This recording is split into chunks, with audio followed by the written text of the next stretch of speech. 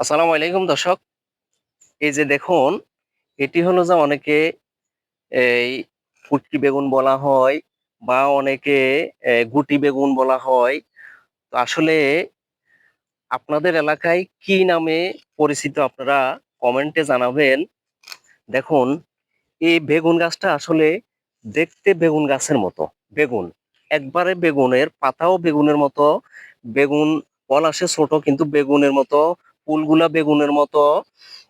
দেখুন, গাছ কিন্তু এরা 6, 7, 8 ফিটও লম্বা হয় গাছ। দেখুন, এই বেগুনে প্রচুর পরিমাণে অ্যান্টি অক্সিডেন্ট এবং অ্যান্টিসেপটিক এই পাওয়া যায়। এই বেগুন ক্যালসিয়াম আছে, প্রচুর ক্যালারি আছে, ভিটামিন বি আছে প্রচুর পরিমাণে। এই বেগুন আপনারা ভর্তা করে খেতে পারেন।